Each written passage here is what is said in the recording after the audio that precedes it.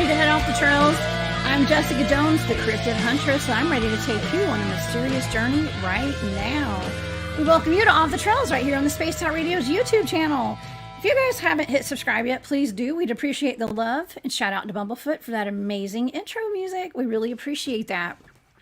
You guys can follow us on Twitter at spacedoutradio, on Instagram at spacedoutradio show, and on TikTok at spacedoutradio. You guys can find me at thecryptidhuntress.com, and please subscribe to my YouTube channel, The Cryptid Huntress. Also, if you'd like to support what I'm doing, you guys can please go join my Patreon. I would love to have you guys become a member there. And also, I have a shop. It's called War Woman Goods. That's on Etsy. Now, most of you guys know we are having a big old fan party out in Las Vegas, Nevada. It's like in a week, y'all. It's May the 19th through the 21st. It's less than 2 weeks now. So I hope that you guys will get your VIP tickets if you hadn't already. I think it may be too late to get those now. But yeah, book your place, your room at the Golden Nugget, and get your tickets to that because we're going to have a blast. I'm going to be broadcasting live with Dave Scott. We have a magnificent lineup of a plethora of VIP famous guests, okay, like people, you guys know everybody is gonna be there, okay, like we've got people, all biggest names from the UFO community, the Dogman community, and the Bigfoot community, and everything in between. So I hope you guys will come join us. It's going to be a great time. Also, that next week I'm going to be speaking and presenting at the Journey to Truth conference. That is going, I always forget what show I'm on, so I don't have the ticker for this. I'm going to be at the Journey to Truth conference. That's in Grafton, Illinois, May the 22nd through the 25th, with some amazing presenters there. I hope you guys will come meet me. It's in Illinois, where my guests today are from. They're from near Grafton, actually. So yeah, y'all come see me there. And then of course, I'm going to be presenting at the second annual Paranormal Roundtable Dogman and Cryptid Conference. That's with Josh Turner's crew over there. And I can't wait. That's Labor Day weekend. There's a VIP event that Friday night, September 1st. And the conference is September 2nd and 3rd. It's a 3-day event. Okay, so y'all get your tickets to that. There's a link to Eventbrite. You can go find that on my website, thecryptidhuntress.com. And yeah, y'all come see me there. Okay, well, okay, we have fantastic set of guests here tonight. I have Gerald and Jane Fountain here with Midwest Night Watchers and CHIVE Sounds. And we're going to get into some interesting conversation tonight. Don't forget that right after this show, After Hours has a fantastic program set up for us tonight. So let's definitely go check them out as soon as the show's over tonight. Okay, let's get to our guest. Okay, Gerald and Jane Fountain are Midwest Night Watchers and CHIVE Sounds. Midwest Night Watchers started as a love for the outdoors and stargazing while enjoying a backyard fire pit. Gerald and Jane began filming strange activities and anomalies in the night sky. They created their YouTube channel and Facebook group to share their findings with friends and family, which grew into their podcast, Piercing the Veil. And you can find them all over YouTube. They have a fantastic podcast. They also do shows with William Nighthawk and Dennis Carroll, and they're just a pleasure to talk to. So here, help me welcome to Spaced Out Radio tonight, Jane and Gerald. Hey guys. Hi. Hi everyone. Hey. Now listen, you guys are usually in the chats. I see y'all in the chats all the time, and it just makes me feel good from the bottom of my heart to have you guys here and to be able to talk to you face to face tonight. So thanks for being here. Well, thanks for having us. Thank you for asking. Absolutely, absolutely. Well, you guys have a history of experiencing paranormal activity amongst both of you, and I know y'all actually have had a discussion with me over the past week. We talked about something that was very, I'm going to say, divisive, okay, in a lot of ways, a very polarizing subject. Us three sat down this past Wednesday, and we had the most dynamic, cool discussion on inner Earth, portals, and the flat Earth theory. And I've never gotten more comments. I didn't say compliments. I said comments over a topic on my channel ever. I mean, I had so many so much interaction on that, because there's either flat earth is real and it's a thing, or if you believe in it, you're crazy. Okay, so it's very polarizing. Did you guys get any kind of feedback from that after that show on Wednesday?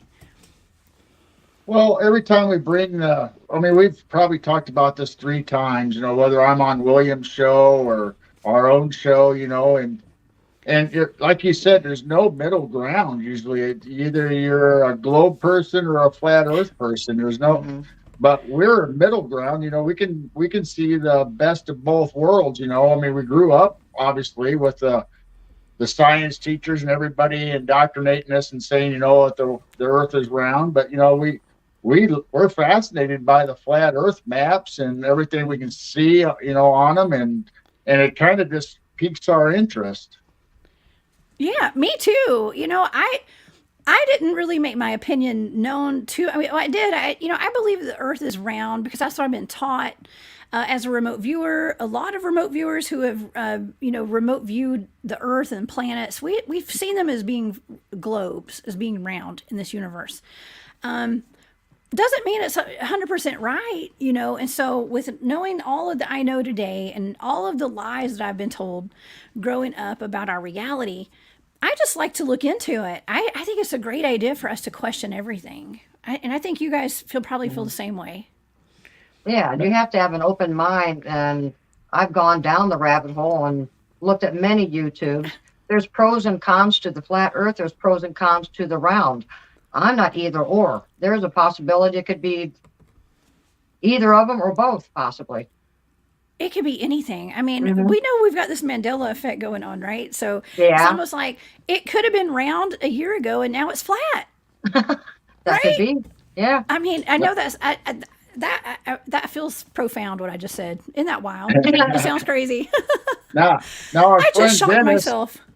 our friend Dennis today, he enlightened me and said that, maybe that's not an actual map. Maybe that's somebody's observation, or that those islands, whether it says Pluto or Venus or the Palladians, maybe that's actually a dimension, not actually a physical island. Oh. Maybe they're showing a map of all the dimensions around us.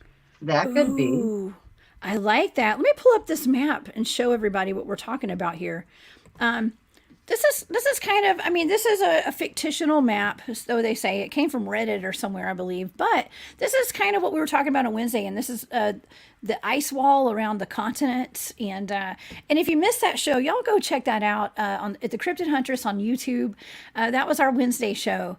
It's got an alien on the cover. Okay, so y'all check that out, and also go to William Nighthawk's Nighthawk High Strangeness podcast and listen to what they've discussed over the past couple of weeks on that there too. So it's interesting. I mean, if nothing else, it makes for a fun discussion, and and we know that we're not experts on it, so we don't know what's going on. But yeah, whether you believe it or not, just like reading any book or looking into anything, just open your imagination a little bit and let your mind wander and see what you come up with. There might be an inkling of truth in it. You just never know. You never know. Absolutely not. Well, you both are very open to different things, different topics, different subjects, supernatural occurrences. While you're doing your live streams on your podcast, a lot of times you'll have a little orb or something floating around you, just like I do on some of my shows. Tell my audience a little bit about what happened the other day with your feather orb and on your show on Wednesday. You want to go? Okay. Well, we had Steve Stockton on, and he was talking about fairies and fays, and he ended up leaving the show, and we were finishing up the show. And all of a sudden, I saw this thing go behind his head, and I went, I think I just saw something go behind your head. And he went, oh, no, not again, because he had a weird thing happen on William's show that morning. So we went back and we watched it, and the next night he was on Texas Front Porch, and we were talking about it again, and they were breaking it down and slowing it down in slow motion, and you can see it just shoots out of the gun back here behind us, and it just whips up and just goes back behind his head. So during that show, we ended up seeing what, I guess it was an orb that came out of the quilt and it shot up to the gun. Well, that could be a bug. So we kind of debunked that. We're not too worried about that. But what was the next show when it came out of the clock? That would have been our show again, right? Sunday. Okay, so then the next show, we're talking about all this woo feathers is what we're calling them. And the Did you say phenomena. woo feather? Woo feathers. The woo feather. And this one came out of the left side and went shooting up to the clock and then stopped. Well, it went up and stopped and zips down.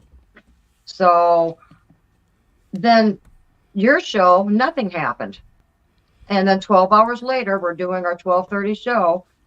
Someone made a comment in our comments and time-stamped 5 different places, the 5 different items that went on with our midnight show last Wednesday. Wow. Now, is your house haunted? No. We've been here 18 years. I've never had any strange activity. I've had family possibly come in and do, some things and let me know. We've never had any doors slamming or anything strange. Yeah, because we went out and bought all the little devices, the EMF meters. We have sound recorders. We have spirit boxes. We have all that stuff. We once in a while, when we feel like it late at night, we'll break them out and see what's going on. And we get a few words on the spirit box, but nothing outstanding that we can match with anything. Right. And our EMF meters don't go off even though we ask them to. And so we don't really have any poltergeist activity of slamming doors or any weird stuff but like Jane says, we do feel a presence once in a while, whether it's a loved one or something like that, but that's always friendly and you sense that. But anything else beyond that, like these feathers or whatever you want to call them, we can't explain it or figure out where it's coming from or why.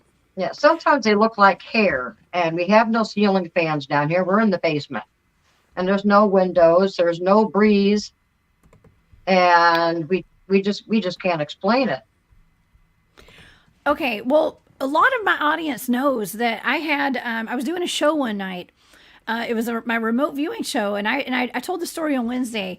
I was sitting there on a live show, and it looked like a feather, but it was an orb. I thought it was a feather floating around my face, but apparently, going back and watching it, it was an orb that kind of shot out of the side of my neck, or behind my head or in my hair. I don't know where it came from, but it just danced out in front of the camera, right in front of me, and I just watched it, and I had the most weird look on my face because I was so confused. I thought I was seeing a feather floating around, but I had no air circulating in that room that day. There was no AC on or anything, so I've had a very similar experience, and I'm not sure what that was.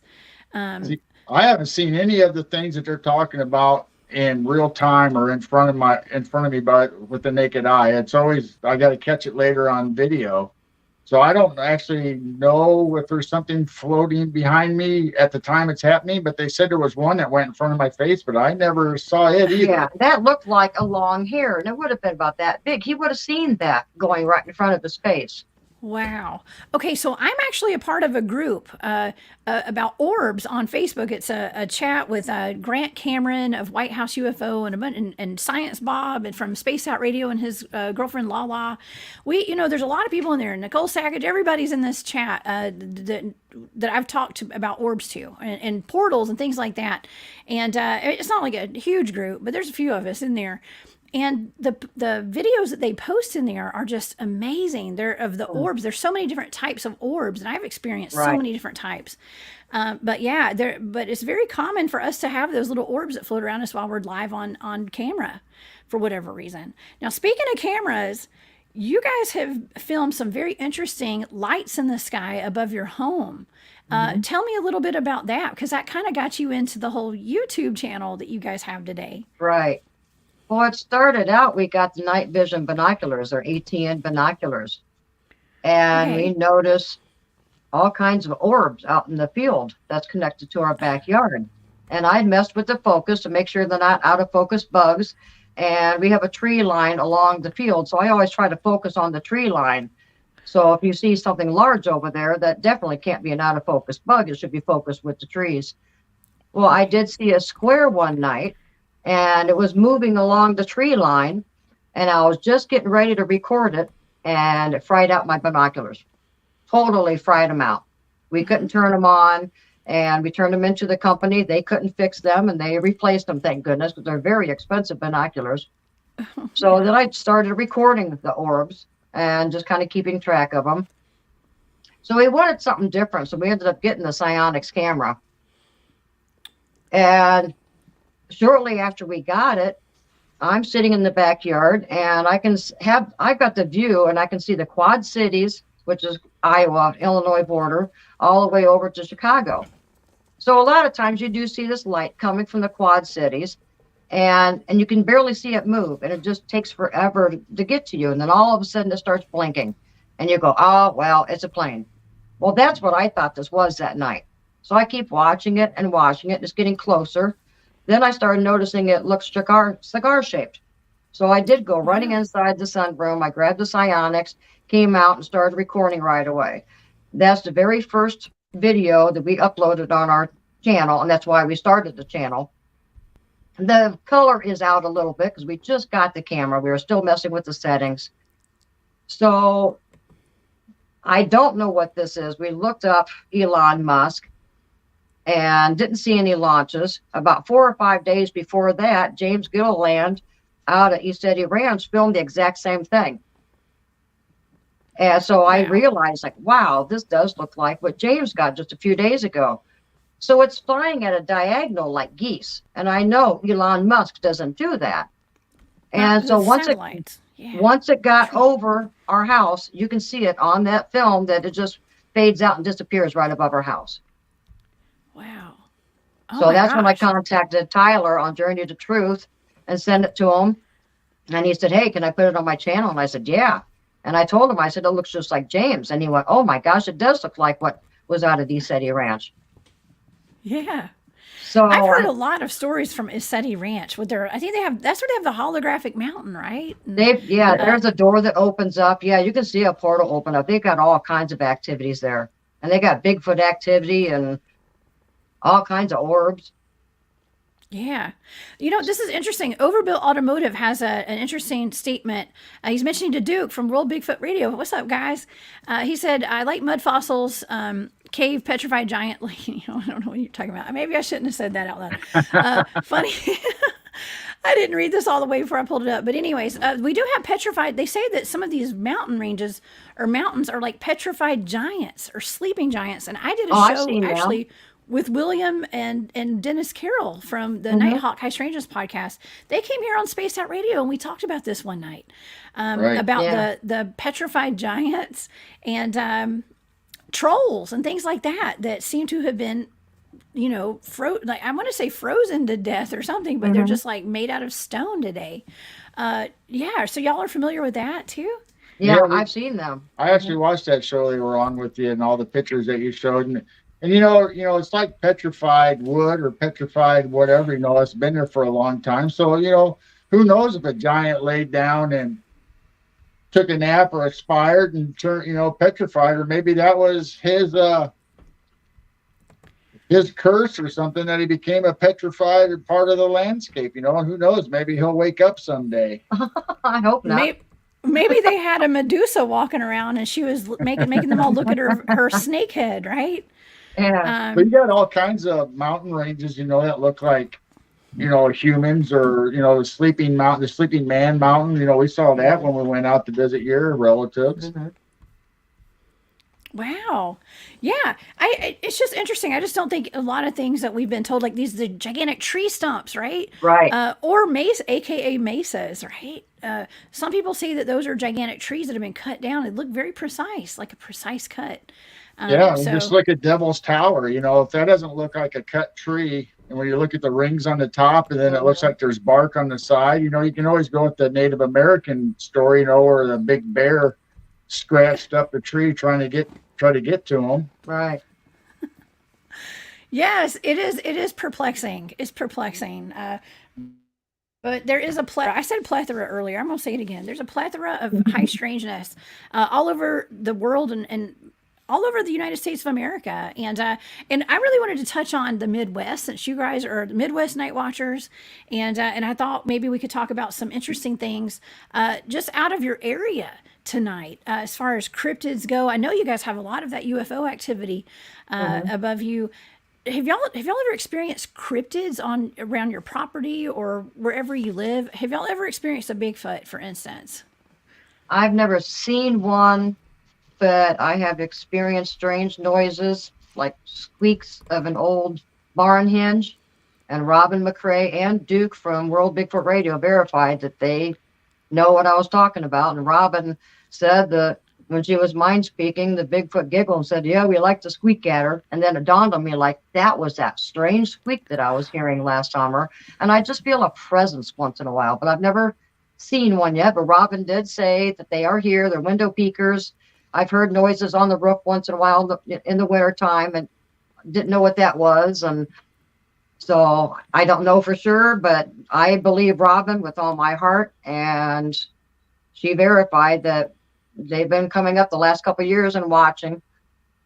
Yeah. Yeah.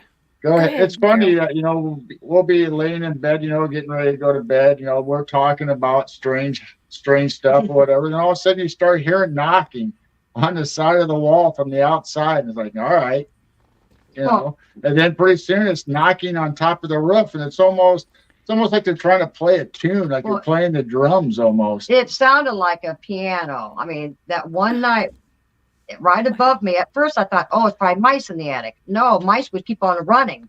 This was right above me, and I heard just doo-doo-doo, doo-doo-doo.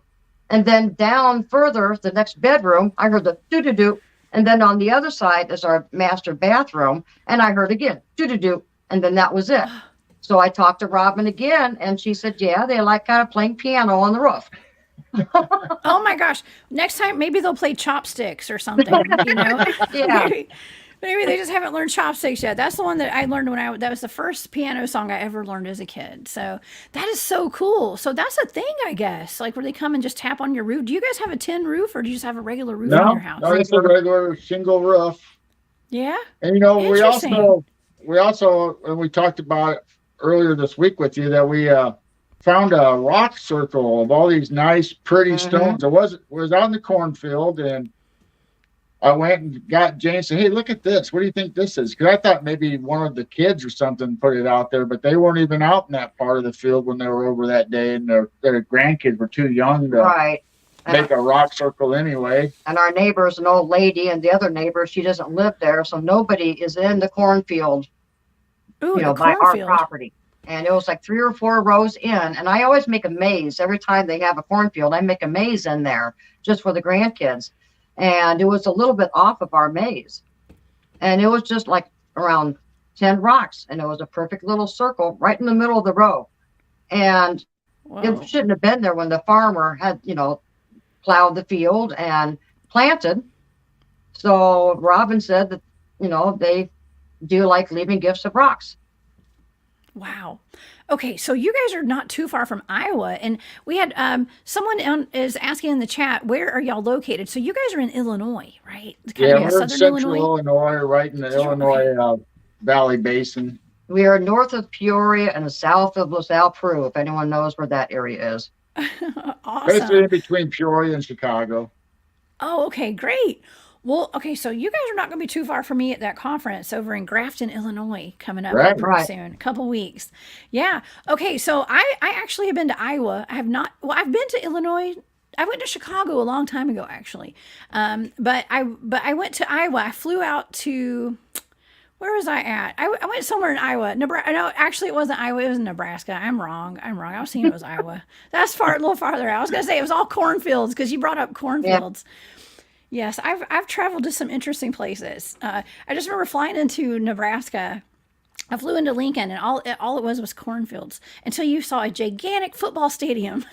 Yeah, in the middle of a bunch of cornfields. That sounds about right. Yeah. It was wild. So I have not been to Iowa yet. If you've been to Chicago, you know, here lately within the last couple of years, there's just been incredible amounts of Mothman sightings and cryptids in and out of Chicago. I mean, there's even a Google map tracking all all their eyewitnesses and events that they put it on this map. You can click on each little tag and read all about it. And they have everything from, you know, Mothman, people describing it looking like a gargoyle or kind of maybe a vampire looking guy or little imps. I mean, there's just all over the board. Oh, the Edenfield monster. I was reading about that today. The Edenfield monster. That's in southern Illinois, actually. And that was like a gray, furry being that had glowing pink eyes.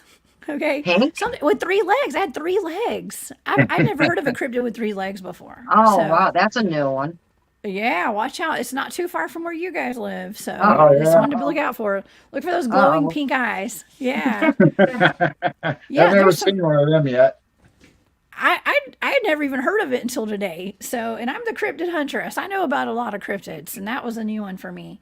But yeah, you guys also have a lot of large birds and like thunderbird sightings and things like that up there. I'm assuming pterosaur sightings as well, because we have a lot of those all over the North America right now. There's actually something called, I think it's called like the Piasa thunderbird or something like that. Are y'all familiar with that out of Illinois? I may be pronouncing that wrong. In the late 70s, there was reports of thunderbirds, you know, happening all the time. And it was even in local newspapers, not our local newspaper, but, you know, other newspapers that are a little bit bigger here in Illinois. And supposedly there was one that flew over and actually picked up a little boy by the shoulders and was getting ready to carry him off until his mother came out screaming and grabbed a hold of his legs and pulled him down. And they both gave eyewitness accounts of this happening, and you can find it online and read all about it. And there's other ones where boaters are on the Illinois River and they see this great big bird up in the trees, you know, and it's like they're trying to get a grasp of how big it is, and from what they could tell by the trees and stuff, that this thing was just absolutely huge. And then when they tried to get a photographic evidence of it, obviously, you know, like everything else, it wasn't there by the time they turned back around. Wow. I heard that it was as big as an airplane, as some of these birds. Oh, wow. Yeah, that's because I had read about that little boy who something swooped down to get him, and his mother grabbed him right as it tried to scoop him up. And so the mother saved his life, thank goodness. But he was a young boy. I think he was like 7 or so. I mean, he was pretty big. Yeah, he's growing up now, and he gives reports and still talks about it. Oh, really? Wow, Yeah.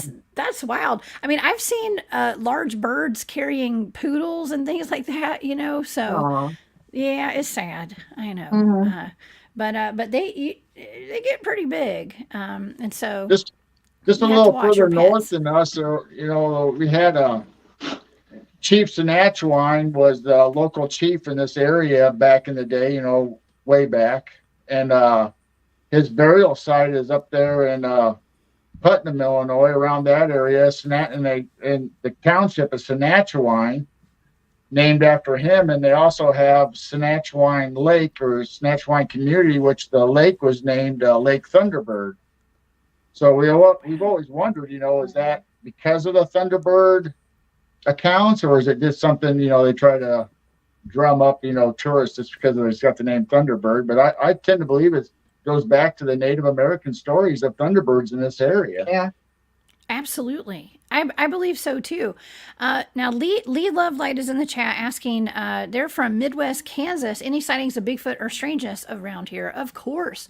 Actually, our buddy Barry Littleton lives in Kansas.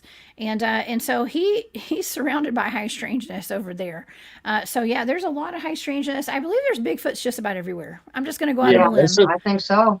You know, you can, like I said, you can get on those Google Maps, and they're usually fan oriented, you know, where they collect the sightings and the clips and stuff and put them on the maps. And you can go almost to any state, any area, and find Bigfoot or Dogman or Mothman. And I mean, they're just everywhere. And we just have such, you know, great, it seems like the occurrences and the sightings are coming more and more every day. We're just, everybody's talking about it, and you know, there's just more occurrences, whatever's going on, you know, whether they're waiting for what, like we talked before about the big reset, you know, if people want to look into the mud flood in Tartaria. And Hi, Rob.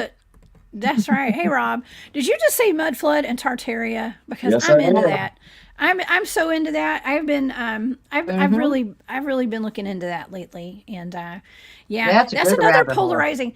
It's another polarizing subject. I don't Yeah. understand why these topics are so polarizing though, because honestly, if you just have an open mind and if you've done enough research and have enough experience in all of this, it's just natural to want to question these things, you know, and to look Right. into it. And I think it's exciting. I love looking into all these topics. Yeah, I enjoy it. I love looking down rabbit holes and conspiracy theories. And, just these last 4 years of this activity happening in the sky, it's like once you start opening up that activity, other activity happens, with orbs and cryptids. I think it's all connected. Ooh, I think so too. I know so because when I'm out in the field, we have the orb. There's an orb connection to Bigfoot. There's no doubt, and Hmm. ETs. It is all connected. Now that's why I don't believe that all orbs are spirits. I think that Right. some orbs could be ETs, okay, or just be like a container for consciousness of some sort, is what Hmm. I believe. And I think that's what something that Barry Littleton and I have discussed before. It's almost a container for consciousness in some way, and Right. so, but like I said, they're all different, in my Well, opinion. if you're a dimensional being and can go in and out, and you're uh, an ultra, you know, terrestrial, then why wouldn't you pick a round ball and be able to zip through cornfields or over from one area to the next? I mean, that'd be the way Right. to travel. Yeah. Well, yeah. Well, that's what you know. They have orbs that are videoed making crop circles, and that's not Yeah. cornfields. Those are more Hmm. wheat fields. But I have actually done a show where I remote viewed the orbs that make crop circles, and there are different types of orbs that make crop circles, and so yeah, absolutely. Like I said, Well, they're I all just different. watched a video the other day about an orb, and it was in a cornfield.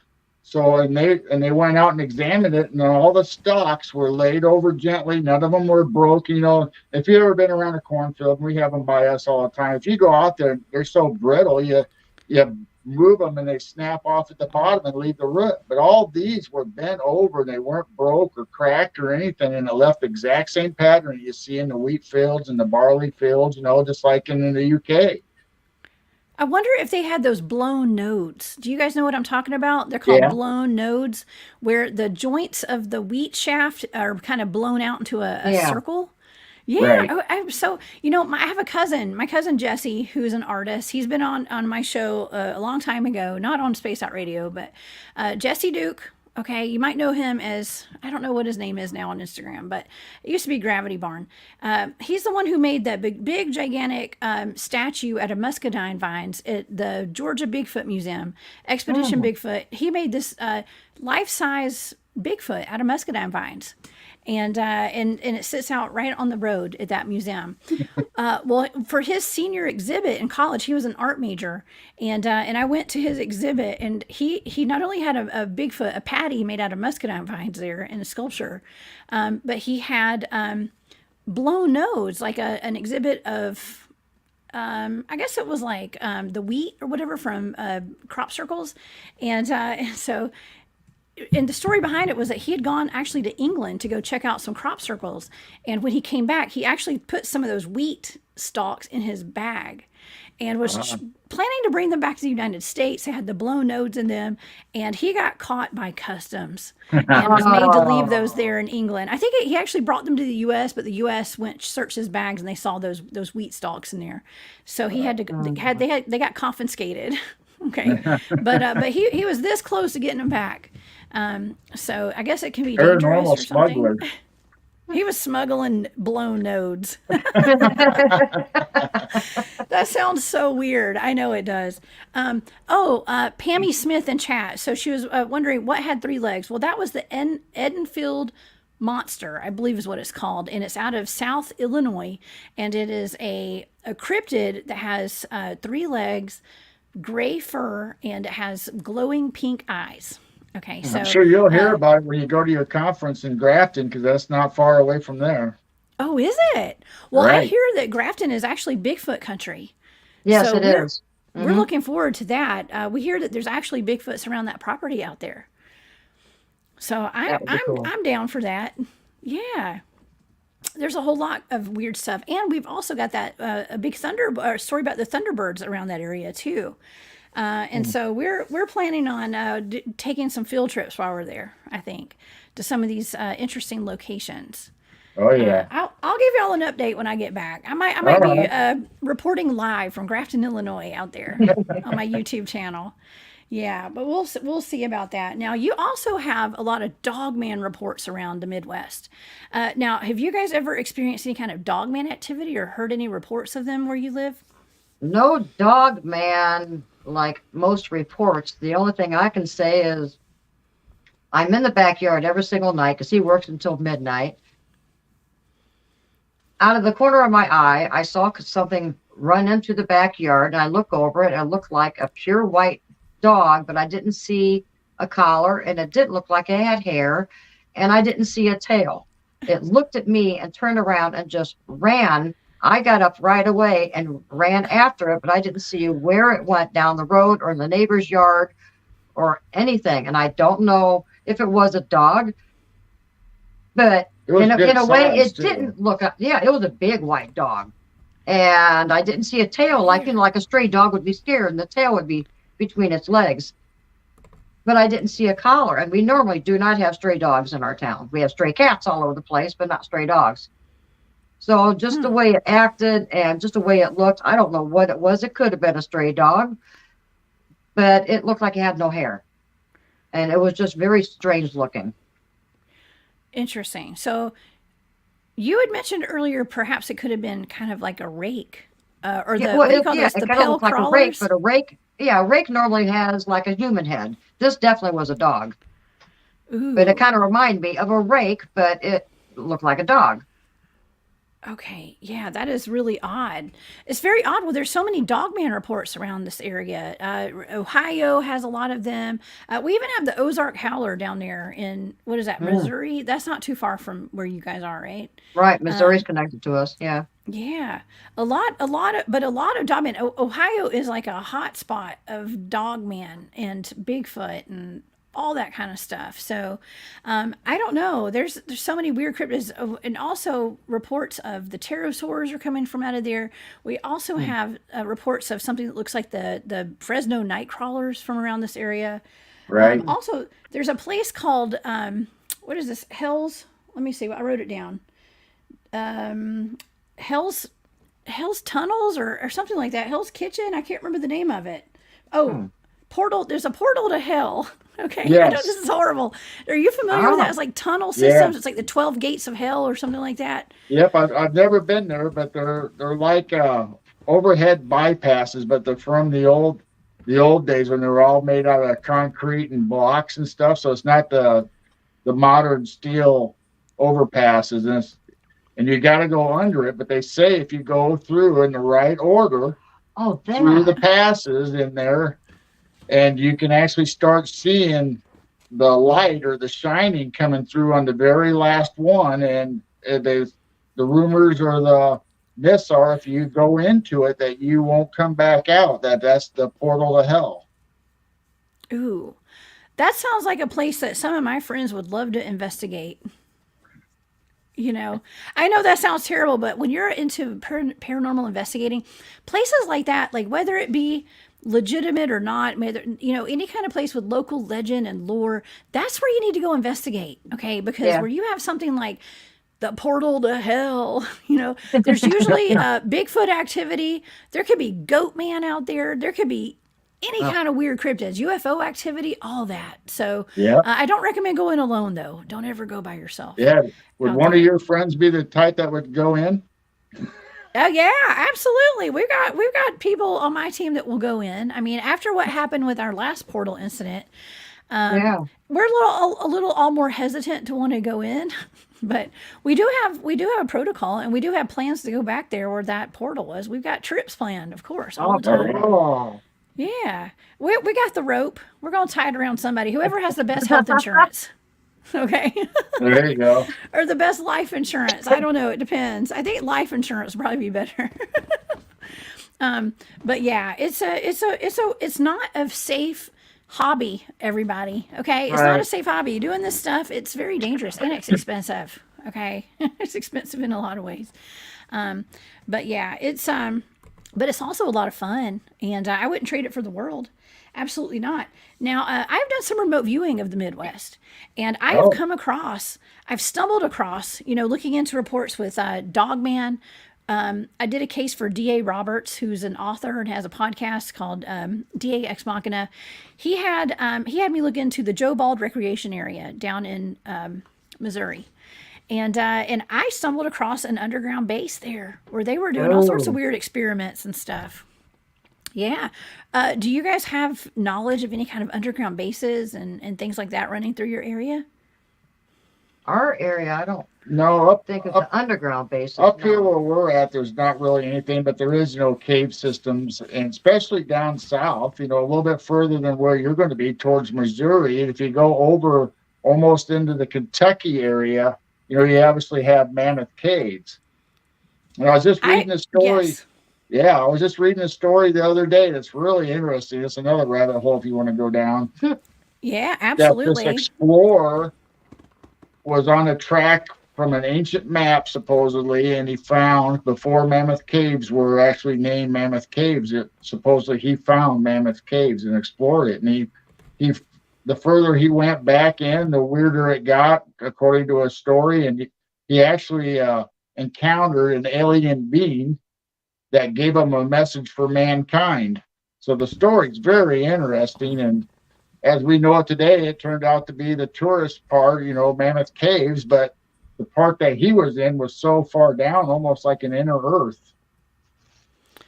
Okay, this is really interesting because I had someone, I believe it was Heather, who's in our chats quite often. Heather suggested to me to remote view Mammoth Caves Hmm. or cave. I guess is it one cave? Is it plural or Well, singular? I think it's just one cave I think system, it's but just one. there's several offshoots once you get down in there, and I don't think they allow you to go as far as you want to go. Obviously, because they don't. I don't know. They say it's for your safety, but who knows? What are they hiding down there? Well, they're gating some of them off so you can't go in. Okay, well that's why it's so interesting. And so Heather suggested that I remote view Mammoth Cave. Mm. And so I have that on my list, and it's at the very top of my list. Okay, and I was planning on getting that, and I'm really enjoying Barry Littleton giving me some blind targets. So I like, I want to like give him like a list of a bunch of targets for me to do, and then he can assign them coordinates and give them to me, and I don't know what they are. But Mammoth Cave is on there, okay, and I just happened to be using a U-Haul over the past week, and I was filling that thing up with gas, and you know how they have like the tourist art on the side of it, and it tells about a different location in the United States or somewhere. And Right. I had not paid it. I'd had this truck for like 2 or 3 days, and I had not paid any attention to what it said on the side. And I was pumping gas, and I looked up, and guess what the area was? Mammoth Mammoth Cave. Cave. It was There Mammoth you Cave, and go. I'd had that thing for 2 or 3 days and never even noticed. Yep. Yeah. There's your So sign.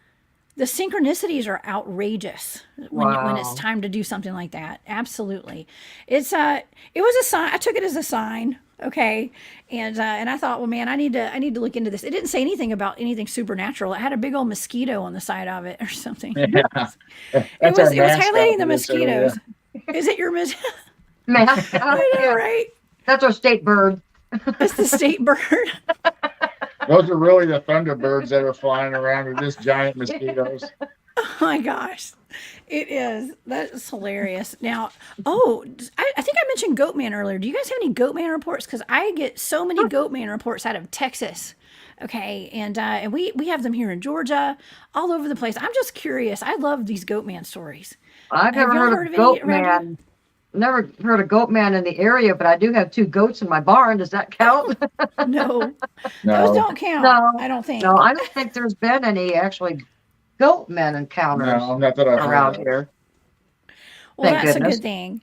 That's a good thing. Well, last but not least, when it comes to these cryptids that I can think of, I've heard a lot of stories about aquatic cryptids in Illinois and all over the Hmm. area, in the Great Lakes and down the Mississippi River.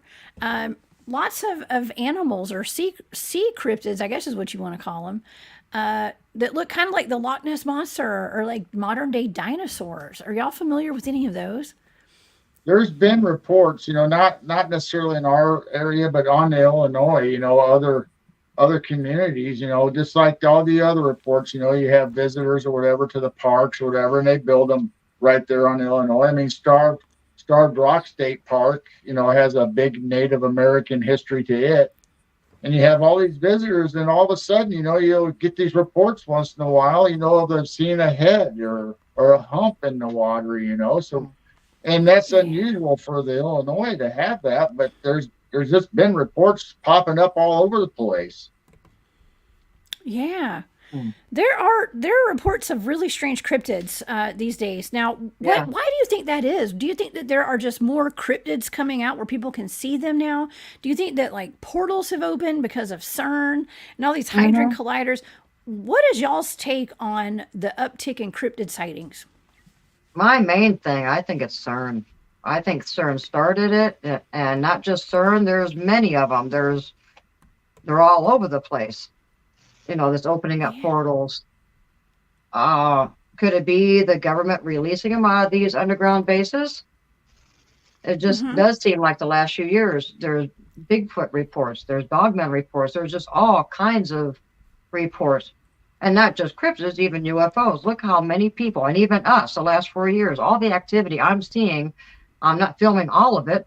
Most of my activity the best activity, I don't have a camera with me.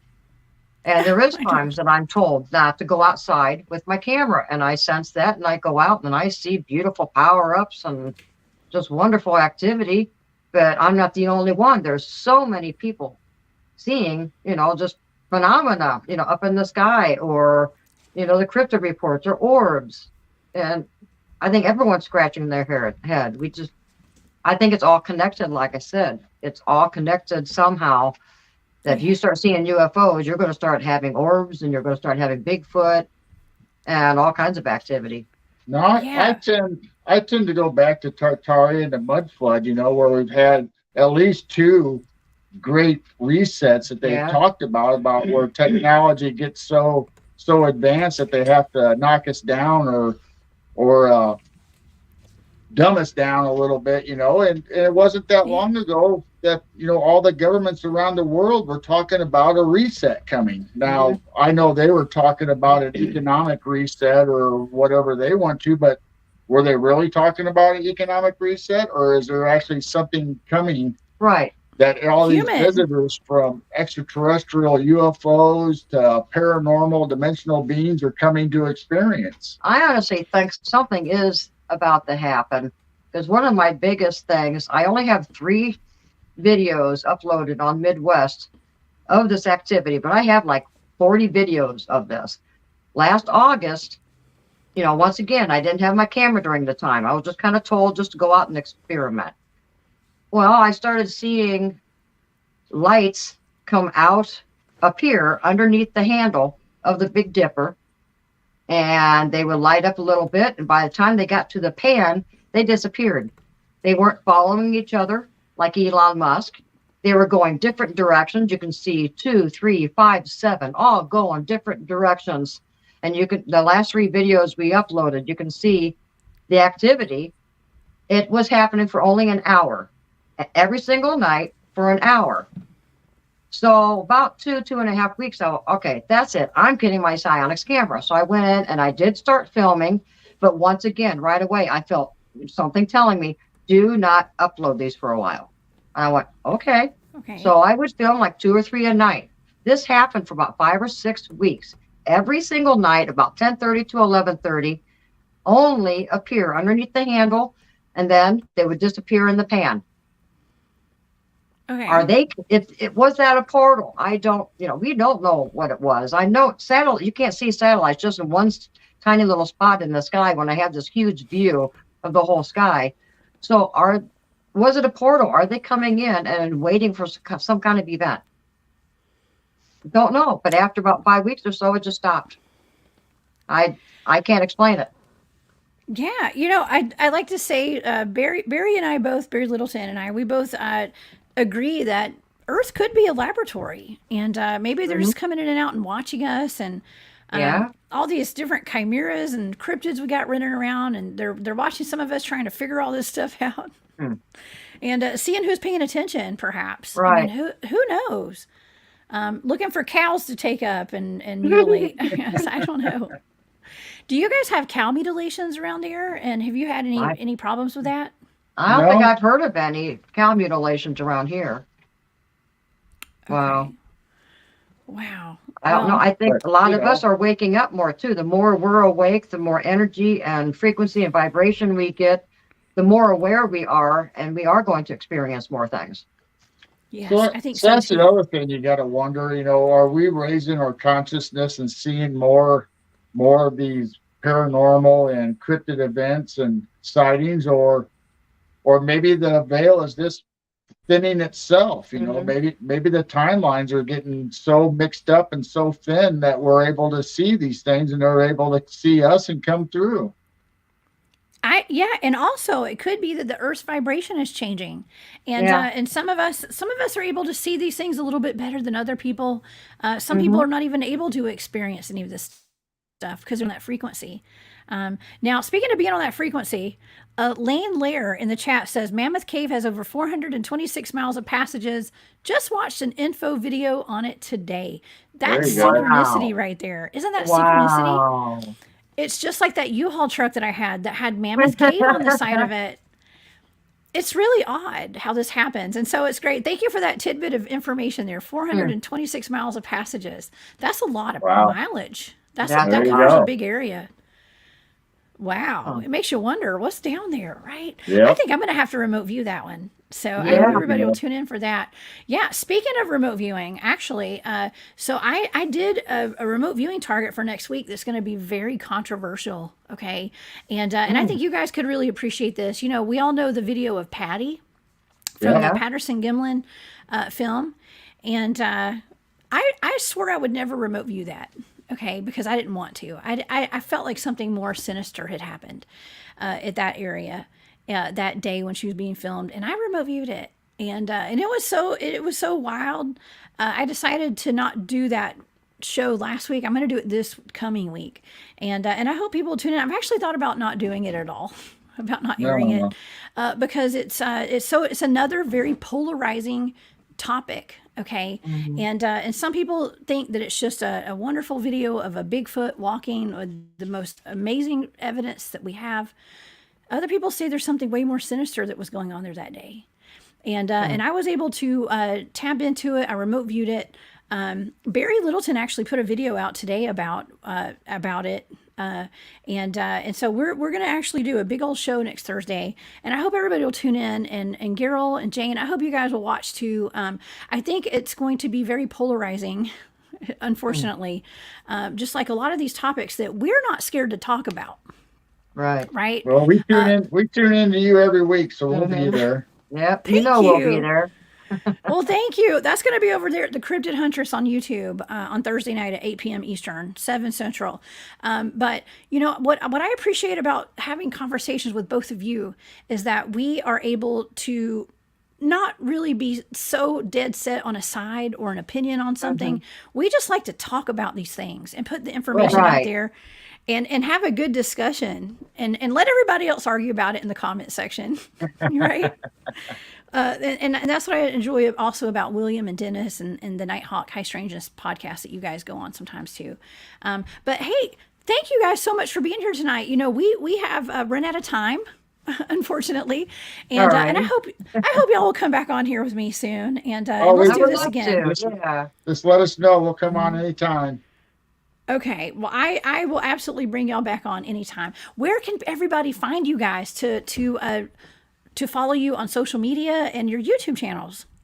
All right, we're at Midwest Night Watchers on YouTube, and the same with Facebook. We have a group, Midwest Night Watchers, and a page, and you can get a hold of us if you have any questions or any comments on any of our content. You can go to midwestnightwatchers@gmail.com.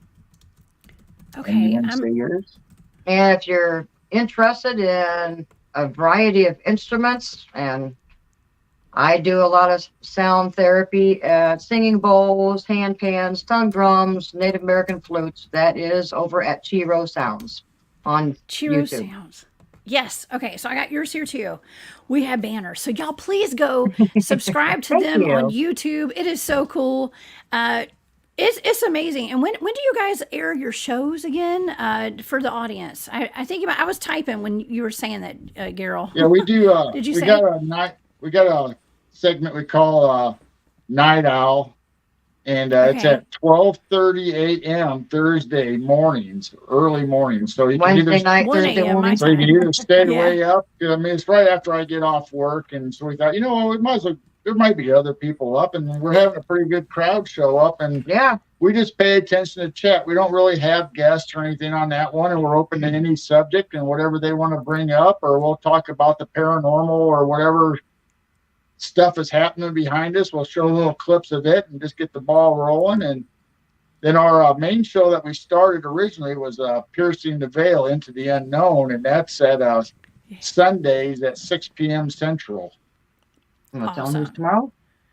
It's And almost tomorrow. That's right. yeah, That's right. tomorrow we're going to have Robin McCrae and Duke Sullivan from World Bigfoot Radio, and he's going to be on right after love us them. Sunday night on his show.